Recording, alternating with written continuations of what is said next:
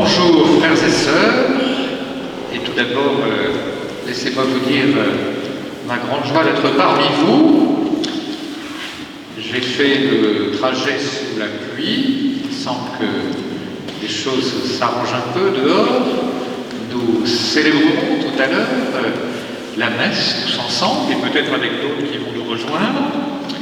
Et dans ce temps qui nous sépare de la célébration eucharistique, je voulais vous rendre compte simplement de la visite pastorale que j'ai accomplie dans la paroisse Saint-Éphrem il y a à peu près 18 mois.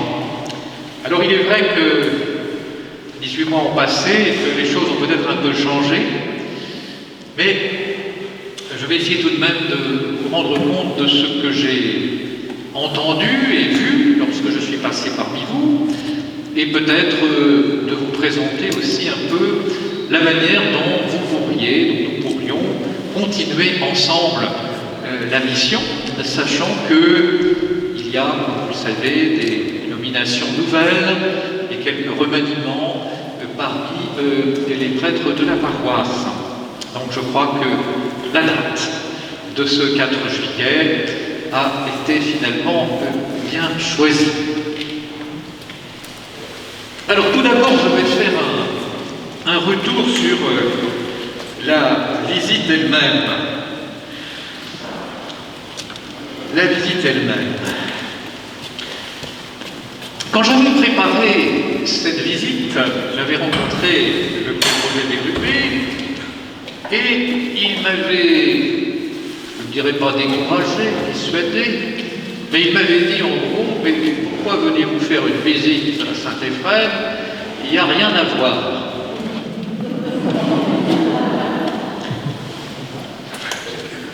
En fait, j'ai persévéré dans mon projet et je veux dire que je ne l'ai pas regretté.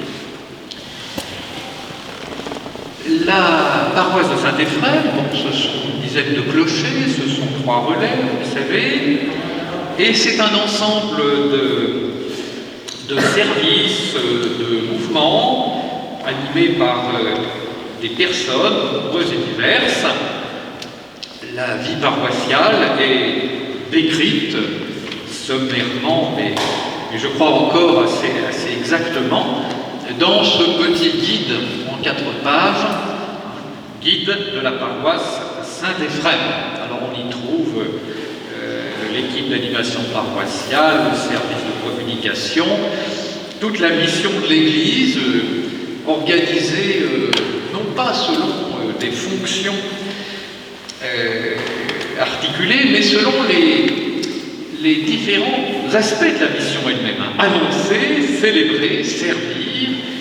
Je crois que cette présentation est très, très opportune, très bien faite. Alors ça date de septembre 2018, vous en avez sûrement connaissance. Ça pourrait peut-être être un peu mis à jour, mais pour l'essentiel, ça reste tout à fait valable. Et quand on lit ce petit guide et quand on visite la paroisse, on se rend compte qu'en fait, il y a pas mal de choses. Je me rappelle d'ailleurs que le jour où j'ai dû annoncer la visite pastorale, c'était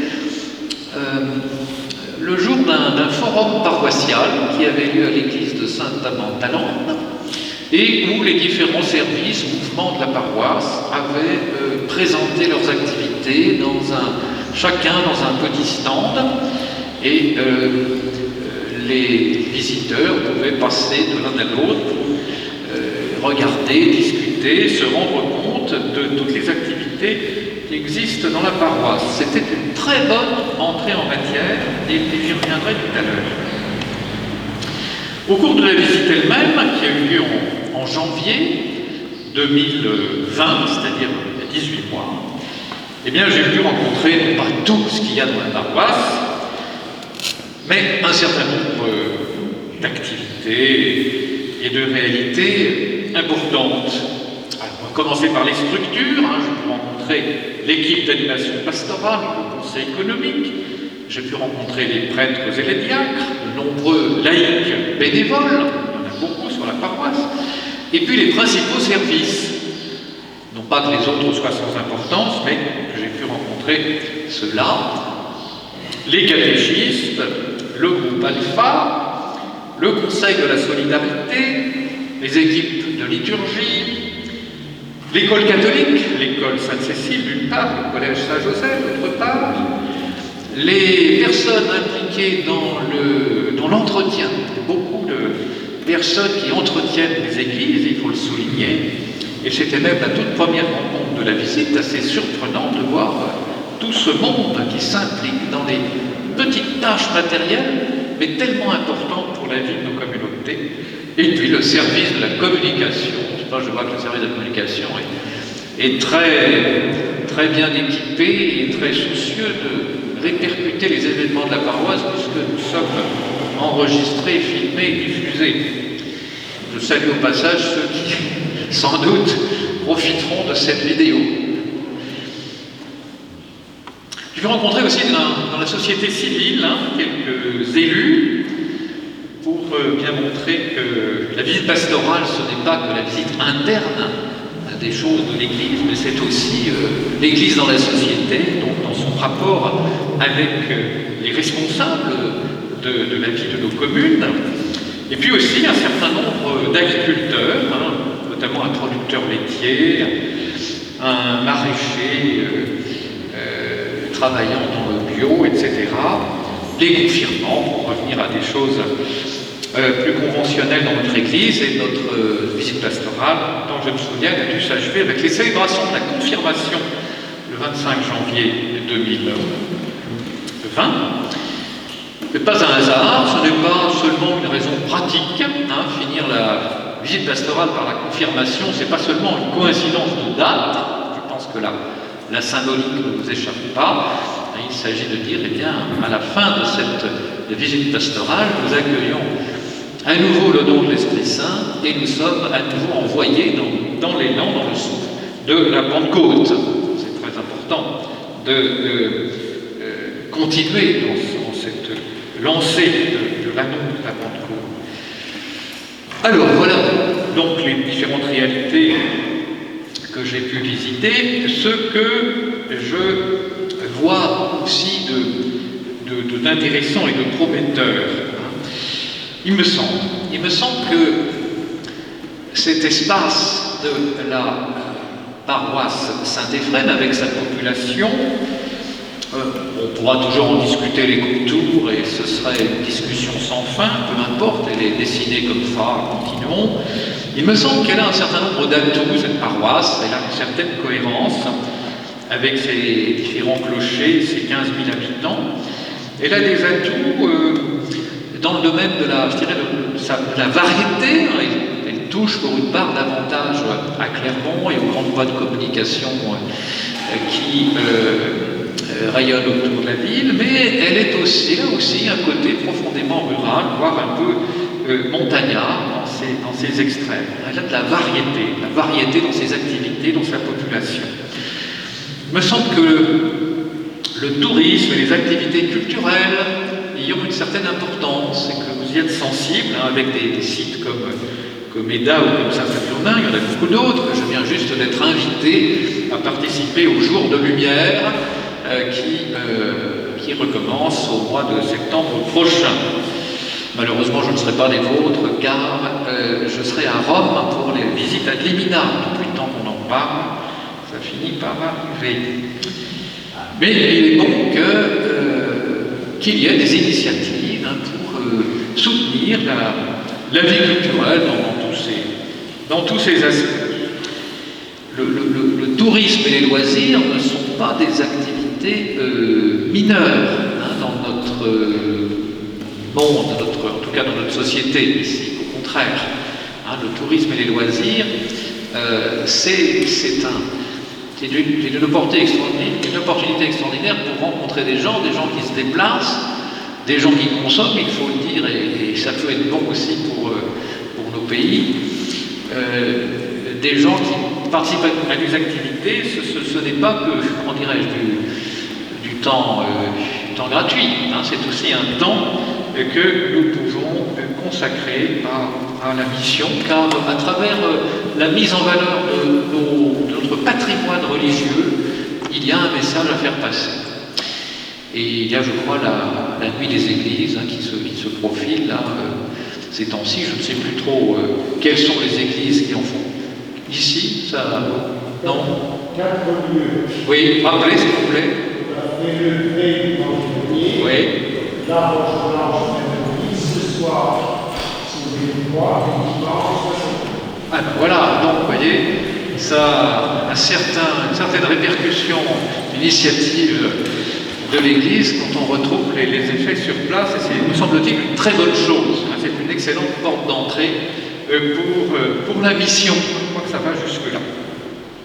Alors, ce que je trouve aussi dans notre paroisse, c'est un projet écologique, un projet Église verte, si je ne me trompe, on en avait plus ou moins parlé, et je trouve un article dans la montagne, non, c'est pas dans la montagne, c'est dans le Semeur, oui, dans le Semeur, un article du 7 mai 2021, l'Église verte se dessine dans le diocèse de Clermont.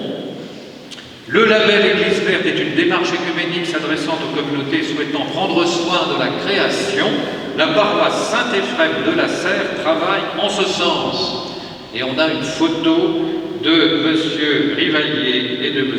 Vallier qui sont interviewés et qui répondent à ce sujet. C'est une excellente initiative parce que l'écologie, bon, on peut en parler des heures,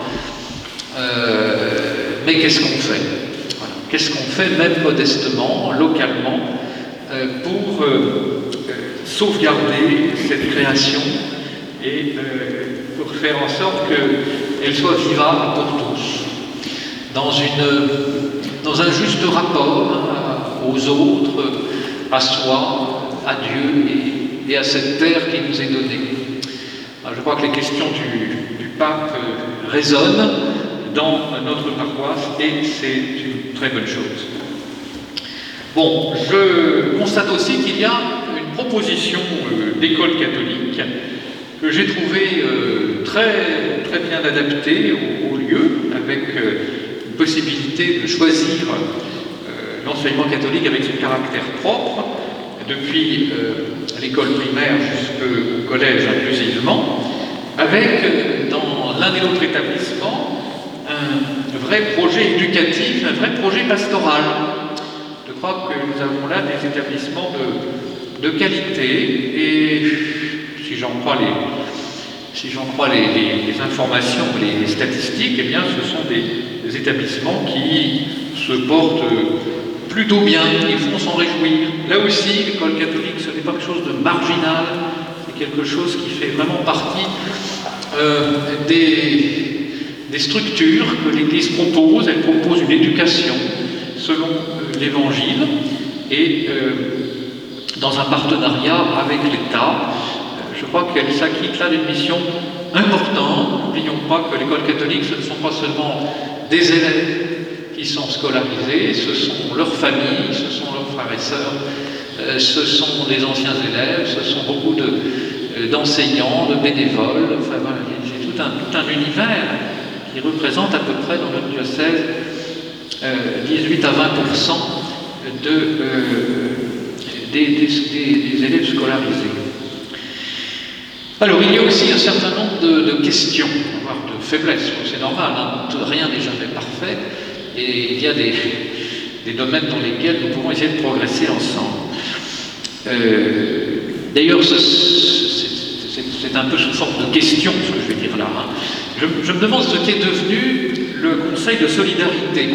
Je me souviens que lorsque je suis passé, c'était un petit peu la crise à cause d'orientations nouvelles données par les instances nationales du secours catholique, et on ne savait pas plus très bien où on allait. Bon, alors voilà, peut-être qu'on pourrait me répondre là-dessus, mais c'est très important qu'une communauté paroissiale assure une forme de solidarité. Alors ça peut varier d'un lieu à l'autre, bien sûr, mais je dirais, l'exercice concret de la charité, ça fait partie intégrante de la vie de l'Église. C'est à cela qu'on reconnaît une communauté chrétienne, capable de parler de sa foi, parlant bien sûr de transmettre sa foi ses valeurs, mais capable aussi de célébrer, capable aussi d'exercer la charité concrètement. Donc c'est un lieu primordial pour notre vie de foi, pour notre vie de communauté, et donc je vous invite à continuer d'y être attentifs. Même chose pour ce qui est de la visite aux personnes âgées, isolées ou malades. Avec la pandémie, nous avons sûrement vécu des moments difficiles, soit dans nos familles, soit autour de nous, dans nos aumôneries. Souvent, les aumôneries n'ont plus été en mesure d'intervenir auprès des personnes hospitalisées ou des résidents d'EHPAD parce que les mesures de sécurité les en empêchaient, parce que ces personnes étaient elles-mêmes des personnes âgées qui n'étaient plus en mesure de sortir, enfin, pour toutes sortes de raisons. Notre dispositif de pastoral de la santé a été un peu perturbé. Et il faudrait, je pense, se poser la question à nouveau de la manière dont notre communauté chrétienne se rend présente aux personnes les plus fragiles, aux personnes isolées. Il y en a dans nos espaces ruraux, aux personnes âgées, malades, de toute manière, de tout âge, de toutes conditions. Dans les visites à domicile, autant que dans les établissements, bien sûr. Voilà, ça c'est une question que je crois aussi nécessaire pour vous. Je n'ai pas la réponse, sûrement qu'il se fait des choses et que vous y avez déjà réfléchi. Mais mon rôle, c'est de vous rappeler que c'est primordial. Et puis, il me semble qu'il y a une question aussi autour de la catéchèse. Alors, ce n'est pas propre à Saint-Éphrem de la Seine, c'est une question que je poserai dans toutes les paroisses, bien sûr, mais il me semble que notre catéchèse a été aussi un peu mise à mal par la pandémie. Il n'a plus été possible de se réunir dans des groupes comme auparavant. Les déplacements sont devenus compliqués, la régularité dans les rendez-vous, le calendrier, tout ça a été profondément bouleversé. Alors il y a des lieux où ça s'est passé plutôt bien, voire des lieux qui ont progressé parce qu'ils ont inventé des méthodes nouvelles.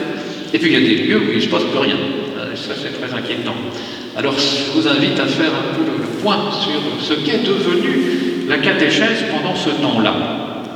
Et d'une façon plus générale, qu'est-ce qui a bougé pendant ces 18 mois? Ça peut être un bon travail pour une EAP, ça peut être un bon travail aussi pour les différents services que j'ai cités tout à l'heure.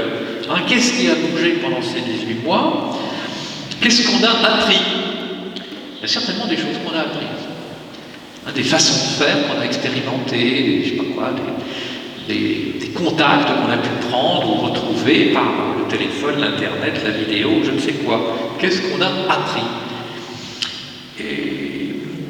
Et puis dans les perspectives, et là ça va me permettre de passer à un deuxième aspect de mon propos, dans les perspectives, je crois qu'il ne faut pas oublier les grands thèmes qui nous sont proposés par l'Église universelle. N'oubliez pas donc la famille à Maurice Laetitia. Le pape a voulu une année à Maurice Laetitia qui se prolongera jusqu'au mois de juin 2022. Et donc nous avons encore une année devant nous pour approfondir une pastorale de la famille, pour relire, si besoin, à Maurice Laetitia, pour prendre peut-être des initiatives en direction des familles, par exemple la préparation des sacrements, mariage et baptême, par exemple la catéchèse en famille, le soutien spirituel à la famille.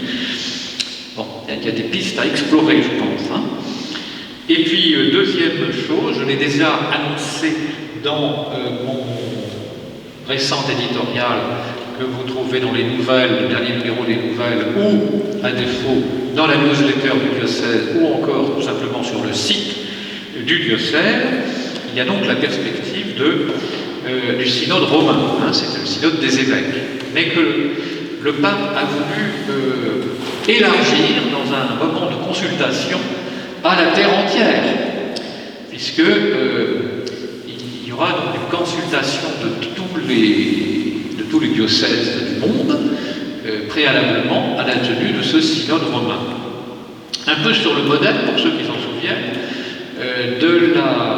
au moins de la première, si ce n'est aussi la deuxième, assemblée du synode extraordinaire sur la famille en 2014 et 2015.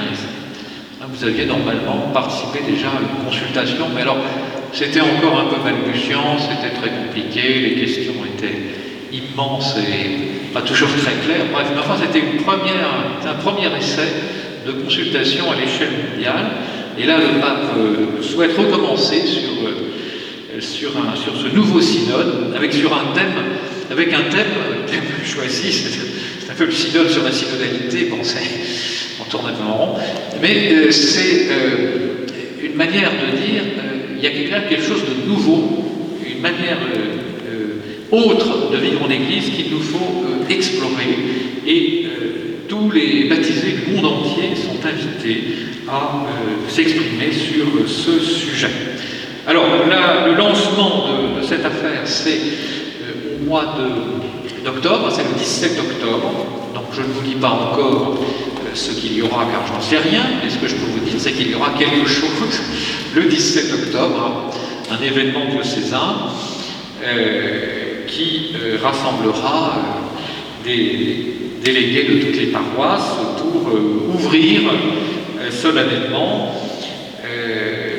ce temps de réflexion synodale et de chemin synodal.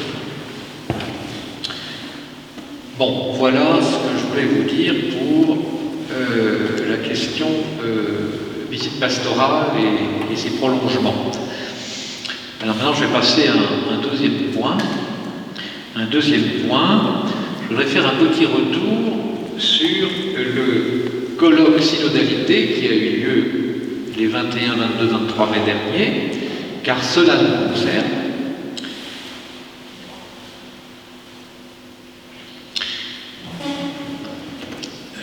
J'ai souhaité, il y a déjà 2 ans et même 3 ans, que nous puissions avancer en diocèse sur ce thème, synodalité.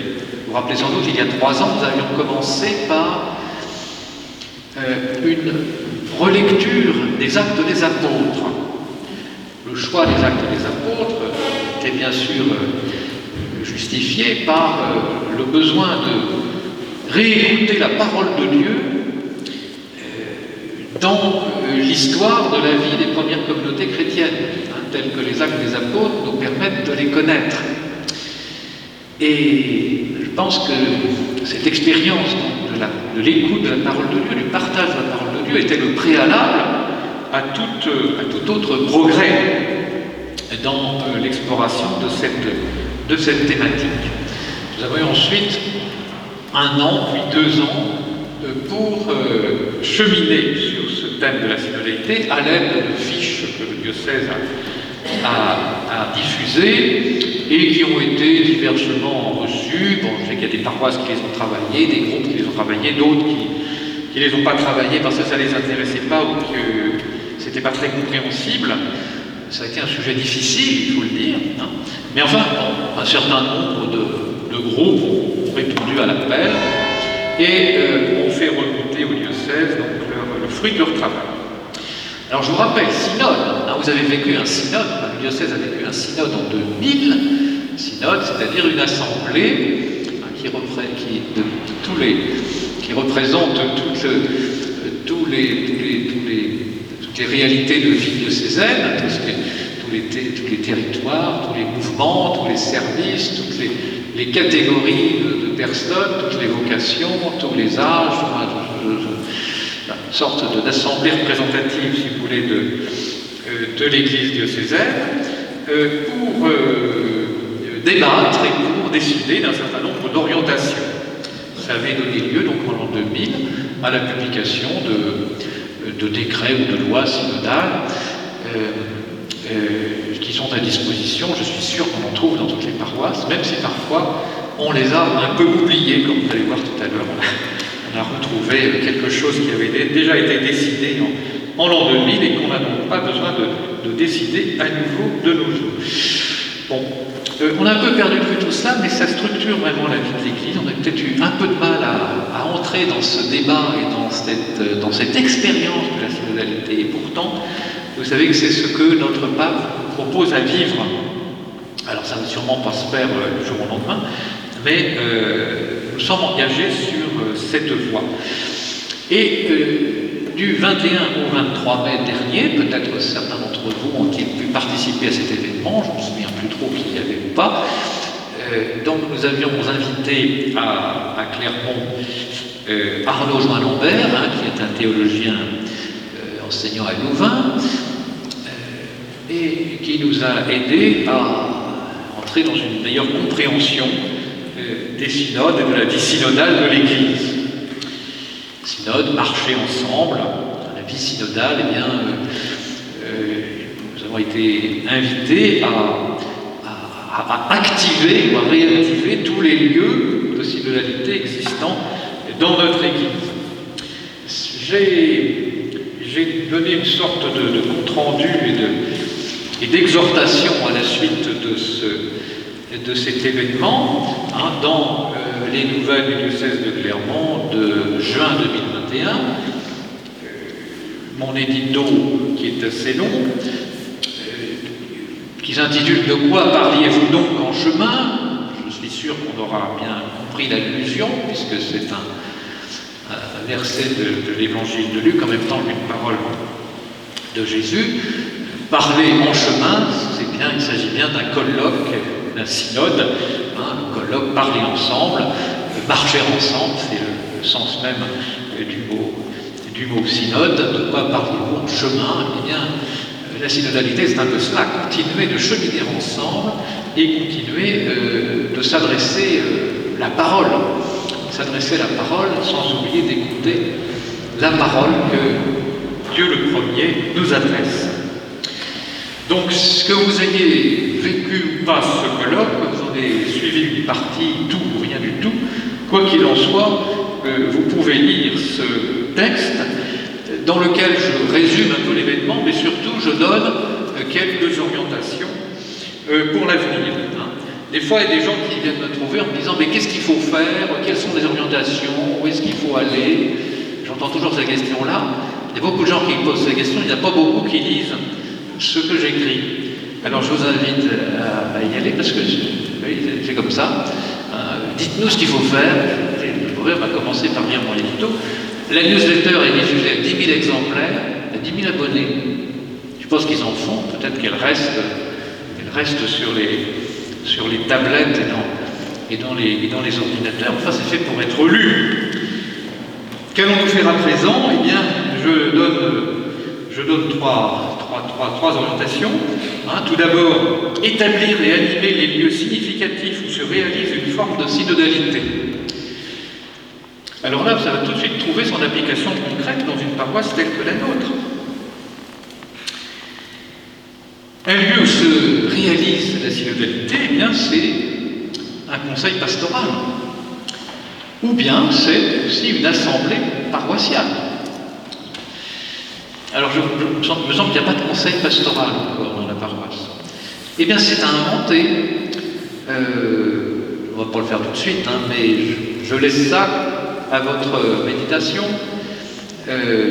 C'est surtout une interpellation à l'équipe d'animation pastorale. Comment constituer un conseil pastoral? Alors, c'est un lieu de synodalité. Et puis, une assemblée paroissiale. Alors là, l'assemblée paroissiale, c'est assez simple. Vous en avez une devant vous. L'assemblée paroissiale, elle est là aujourd'hui. Bon, l'inconvénient, c'est que l'assemblée paroissiale, c'est une assemblée où c'est un bonhomme tout seul qui parle. C'est une espèce de monologue. Bon, ça c'est pour lancer les choses. Mais avec le temps, une assemblée paroissiale, il faudrait que la parole circule. Voilà. Une assemblée paroissiale, à mon avis, vous en avez vécu une très bonne. Mais peut-être que vous n'en êtes pas rendu compte, mais moi je m'en suis rendu compte. C'était tout simplement le forum du 16 novembre 2019. Excellent, excellent. Je l'ai dit assez tout à l'heure, mais je crois qu'il faut insister là-dessus. Vous avez fait là quelque chose de vraiment très très bon, parce que ce qui manque souvent à notre Église, c'est que les uns et les autres se connaissent. Et dans l'Église, il se passe plein de choses, sauf que finalement on ne le sait pas. Ceux qui s'occupent de la communication ne savent pas forcément qu'il y en a qui s'occupent de l'écologie. Ceux qui s'occupent de l'écologie ne s'intéressent pas forcément à la pastorale du tourisme et des loisirs, lesquels ne savent pas forcément quelles sont les réalités de la catéchèse, et la catéchèse n'articule pas forcément ce qu'elle fait avec la solidarité, etc., etc., etc. De sorte que plein de gens font plein de choses, et tout le monde passe son temps à dire, il n'y a rien du tout. Ce qui est totalement faux. Il y en a très peu qui ont finalement la vision globale. Je crois que ce type de forum, ce type d'assemblée, permet de prendre davantage conscience de ce qu'est l'Église dans sa richesse actuelle et dans sa variété. Alors on ne fera pas un forum tous les 3 mois, parce que ça deviendra vite fatigant. Mais on peut tous les ans au moins trouver un bon prétexte de se rassembler autour, pourquoi pas, d'un événement liturgique, car l'Église, c'est l'Église qui célèbre, mais autour de ces événements liturgiques, on profiter pour débattre ensemble d'un point important pour l'avenir de la mission dans la paroisse. Je crois par exemple parler tout à l'heure de la famille, on a parlé aussi d'écologie, sauvegarde de la création. Ça pourrait valoir le coup de faire une assemblée sur ce thème. Non pas pour parler comme ça, sans suite, mais pour dire comment on s'y prend dans notre paroisse pour avancer sur ce sujet. Voilà. Assemblée paroissiale, là on est en pleine synodalité pratique. Et ne me dites pas, vous ne savez pas faire, puisque vous avez déjà fait, et bien fait. Alors je vous encourage vraiment à continuer dans ce sens. Je suis sûr qu'on peut faire des choses très, très, très intéressantes avec les moyens dont on dispose, et il y en a des moyens. Voilà, vous êtes là. Ne me dites pas qu'il n'y a personne, vous êtes là. Et c'est très bien comme ça. Alors vous pouvez toujours dire, si on était plus, ce serait mieux, peu importe, on est là. On peut commencer avec ce qu'on est et avancer dans une synodalité bien raisonnée. Voilà. Alors, je pense aussi qu'il faut, c'était une deuxième piste que je proposais, il faut aller plus avant dans l'appel aux différentes missions, responsabilités, ministères. Il est suffisamment évident que dans l'Évangile, tout procède d'appel. Jésus appelle les disciples, Jésus appelle des gens à le suivre. Alors ça ne marche pas à tous les coups, mais quelquefois ça marche, et ça peut emmener très loin. Alors je crois qu'il faut continuer d'appeler, continuer de solliciter des personnes pour des services. Il y a des gens nouveaux qui arrivent, il y a des gens qui trouvent une nouvelle disponibilité à cause d'un changement de situation professionnelle, par exemple, choses comme ça. Il ne faut pas hésiter à appeler selon les disponibilités et selon les charismes. Et le pape encore nous invite à faire un pas de plus, puisque vous savez qu'il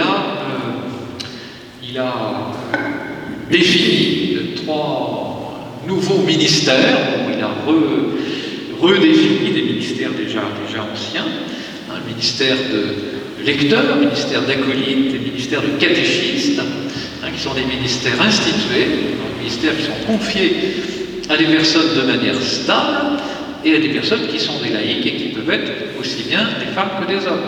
Voilà, ça c'est une grande nouveauté. Alors évidemment, on ne va pas mettre ça en œuvre demain matin, mais je pense que c'est une orientation lourde que le pape nous invite à prendre. Et déjà, pour ce qui est du ministère de la parole, le Conseil presbytéral a fait une réflexion. Je pense que d'ici le mois de septembre, j'annoncerai la constitution d'une équipe diocésaine pour le discernement en vue de l'appel à ce ministère, parce qu'il faut bien sûr discerner, puis il faut former. On ne va pas instituer comme ça des ministres du jour au lendemain, ça va demander un peu de travail, de préparation, de discernement et de formation et tout ça. Mais bon, on s'engage sur cette voie-là. Et on s'engagera sur la voie des autres ministères, quand on aura les moyens de le faire. Mais enfin, les choses sont orientées. Bon, voilà, je vous disais ça dans mon papier. Il faut maintenant engager la réflexion à propos des différents autres ministères définis tout récemment par le pape et rendus accessibles à tous les fidèles du Christ, hommes et femmes, lecteurs, acolytes, catéchistes.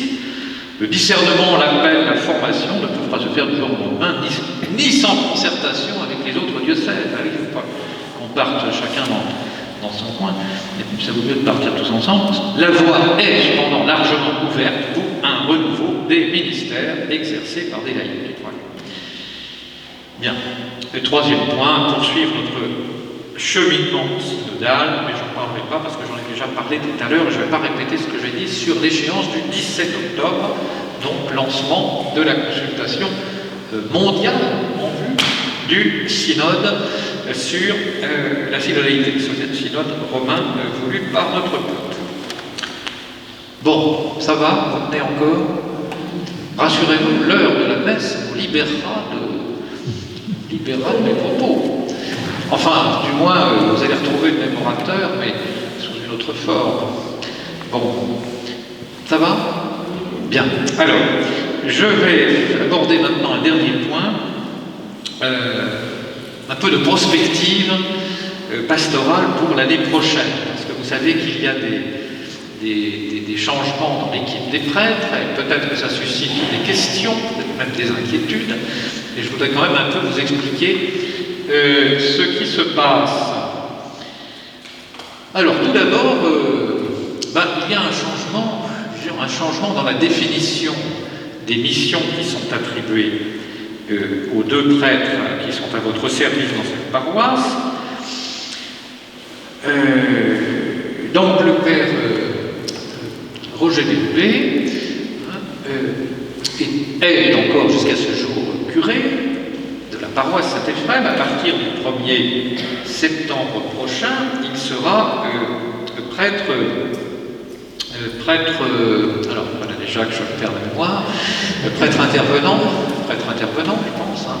C'est-à-dire que, en fait, il va rester sur place, il sera toujours parmi vous, hein, mais il n'aura plus la charge curiale. Voilà, c'est ça qui change. Hein, mais il sera toujours disponible pour tout ce qu'il fait aujourd'hui. Mais il faudra plus s'adresser à lui comme au curé de la paroisse. Hein, voilà. Donc il sera toujours à votre disposition pour des célébrations et pour plein de choses. Il pourra toujours célébrer la messe, confesser, visiter les malades, donner l'onction, etc. Enfin, bon. Alors, le Père Piolet, lui, était aussi, il était intervenant, mais le Père Piolet,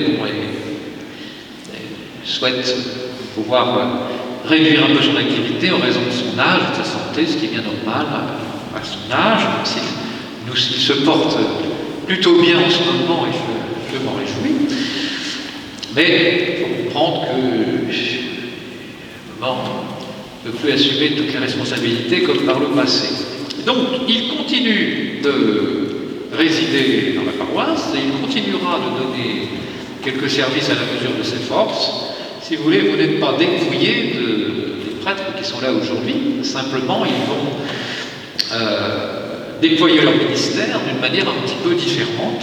Et le père Roger Bérubé, d'ailleurs, interviendra aussi sur deux autres paroisses. Il sera aussi au service de la paroisse Sainte-Marie des Lacs et des Couzes, et où il était curé autrefois, et Saint-Romain de la Ville.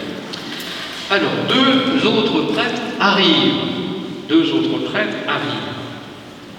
que j'ai nommés curés, et comme on dit, in solido, c'est-à-dire également curés l'un et l'autre, même s'il y a un modérateur pour l'exercice de la charge pastorale. Alors, ces deux curés sont le père François-Marie Morin et le père François-Xavier Geneville. Ils sont déjà curés ailleurs. Vous avez remarqué que les mêmes sont déjà curés au moins dans deux paroisses, un Saint-Romain du Val-d'Allier, d'une part, et Sainte-Marie des Lacs et des Couzes, d'autre part. Alors, vous allez me dire, comment est-ce qu'on peut être curé de tout ce temps-là, de toutes ces choses-là, et être vraiment encore curé d'un lieu? Eh bien, voilà le défi où nous sommes aujourd'hui.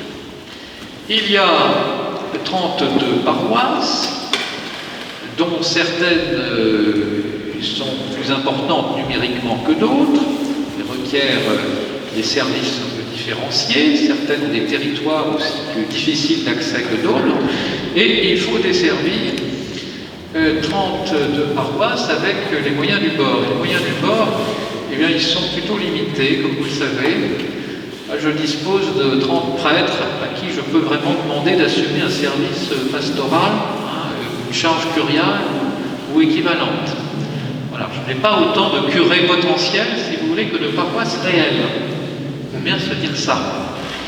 Parce qu'il y a beaucoup de gens qui imaginent qu'il y a des réserves de prêtres, je ne sais pas où, ou qu'il suffit d'en demander à Madagascar ou Burkina Faso. C'est un tout petit peu plus compliqué dans la réalité, parce que, vous voyez bien, ne serait-ce qu'aujourd'hui, quand on essaye de faire venir un prêtre de Madagascar, ce qui est le cas en ce moment, eh bien on se heurte à la pandémie, on se heurte aux avions qui ne décollent pas, on se heurte à toutes les formalités de visa, et j'en passe, faire venir des prêtres de Madagascar. Tout ce que vous voulez, mais si vous voulez essayer, je vous en prie, faites-le, c'est pas si simple. Bon. Voilà, donc il faut se débrouiller avec ceux qui sont là. Se débrouiller comment? Faire en sorte que le ministère soit offert à tous, sans pour autant qu'il soit présent en continu sur un lieu. Je pense qu'aujourd'hui, on ne peut plus faire en sorte que le ministère soit présent en continu sur un lieu. On ne peut plus faire qu'il y ait un prêtre résident dans chaque paroisse. Ce n'est plus possible. Enfin, un prêtre curé résident dans chaque paroisse.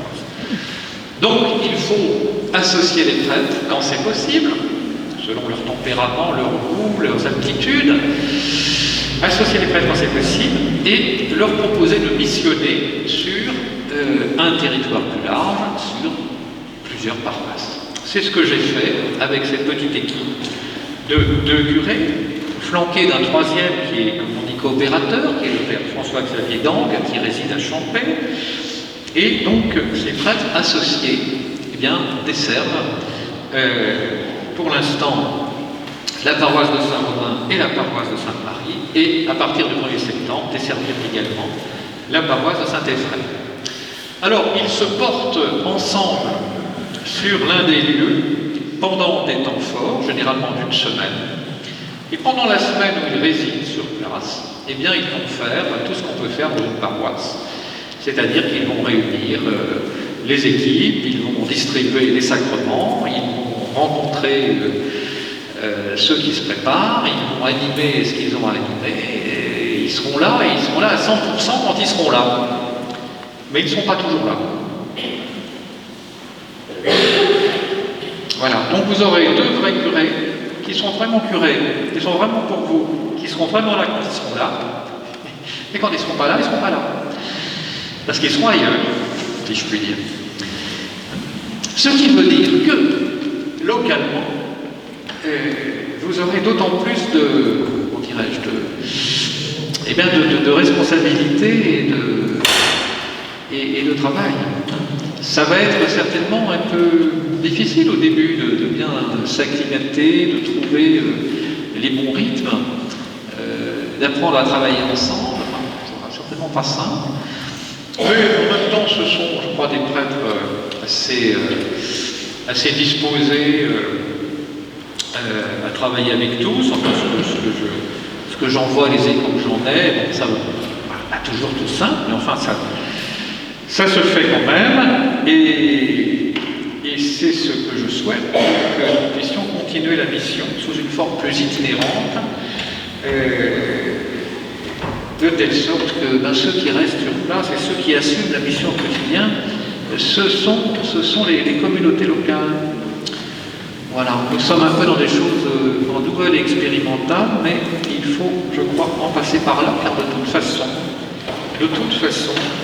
le temps des curés uniques résidant dans un presbytère et passant toute leur vie à l'ombre du même clocher, c'est terminé. En tout cas, en Auvergne, ce n'est tout simplement plus possible. Ce n'est pas une question d'option idéologique, c'est une question de démographie et géographie humaine, et ça rejoint aussi quelque peu quand même la théologie de l'Église, puisque on ne peut pas d'un côté promouvoir le ministère des laïcs en particulier sous l'aspect du ministère de la parole, ministère d'acolyte et ministère de catéchiste, et de l'autre, tout continuer comme si de rien n'était. Voilà, je crois qu'il y a un rééquilibrage qui se fait entre le ministère des prêtres et des diacres, ministère ordonné, et le ministère laïque, qui sont encore complètement à développer, à innover, à inventer, comme notre pape nous invite à le faire.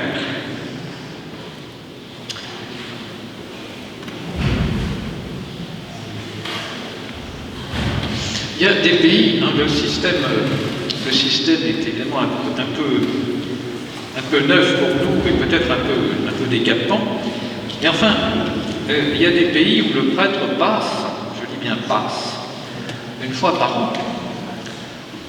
Le père Glockner, vous connaissez, le père Glockner, curé à Lyon, a passé 10 ans de sa vie au Pérou. Il était curé au Pérou, dans les montagnes.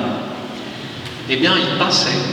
Il avait je ne sais combien de paroisses, un territoire immense, et il passait de temps en temps.